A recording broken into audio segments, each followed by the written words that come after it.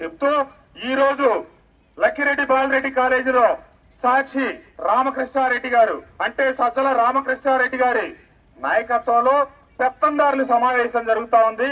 కృష్ణప్రసాద్ ని ఎట్లా ఓడగొట్టాలి, కృష్ణప్రసాద్ ని ఓడగొట్టడానికి మైలవరం నియోజకవర్గాన్ని పంపించిన కోట్లాది డబ్బులు ఎలా పంపిణీ చేయాలి, మన కడప కర్నూలు నుంచి లుంగి బ్యాచ్ వచ్చారు ఇక్కడికి, బ్లేడ్ బ్యాచ్, వాళ్ళందరితో డబ్బులు ఎలా పంపిణీ చేయాలి, మైలవరం నియోజకవర్గ వ్యాప్తంగా ఉన్నటువంటి వైఎస్ఆర్ కాంగ్రెస్ పార్టీ శ్రేణులకు కనుక డబ్బులు ఇస్తే కాజేస్తారు, వాళ్ళకి ముందప్ప చెప్తే కాజేస్తారు, ఓటర్ లిస్టులు వెరిఫై చేయమంటే చెయ్యరు, వాళ్ళంతా దొంగలు, వాళ్ళంతా అసమర్థులు, వాళ్ళు పనికిరాని వాళ్ళు అని చెప్పి ఈ పెత్తందారులు అక్కడ కూర్చొని ఎక్స్ట్రా డబ్బులు పంపిణీ చేయాలి, కృష్ణప్రసాద్ ని ఓడగొట్టాలంటే ఓటుకి 5,000 రూపాయలు ఇవ్వాలని 100 కోట్ల రూపాయలు ఇక్కడ డబ్బులు పెట్టారు.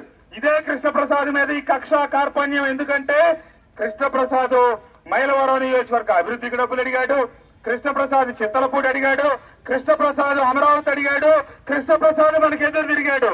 కాబట్టి సామాన్యుడనకు ముసుగేసి వెనక పెత్తందారులను దూరి ప్రశ్నించవాడిని, పందంటే పంది, నందంటే నంది అనేవాడిని మేము దగ్గర పెట్టుకుంటే చాలు. మా దగ్గర డబ్బులున్నాయి, అక్రమ ఇసుక డబ్బు ఉంది, అక్రమ మద్యం డబ్బు ఉంది, కాబట్టి మేము చెప్పిందే నిజం, మా పత్రికల్లో రాసే రోత రాతలే నిజం అని చెప్పి జనం అంతా భ్రమపడి నమ్ముతారని చెప్పి అనుకుంటా ఉన్నారు. డబ్బులు వెదజల్లి గెలవాలనుకుంటున్నారు. డబ్బంతా మీదే, డబ్బంతా ప్రజలదే.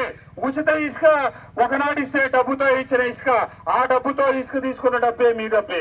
కాబట్టి బంగారాలాగా డబ్బు తీసుకోండి, డబ్బు కోసం వెనక ముందు ఆడొద్దు.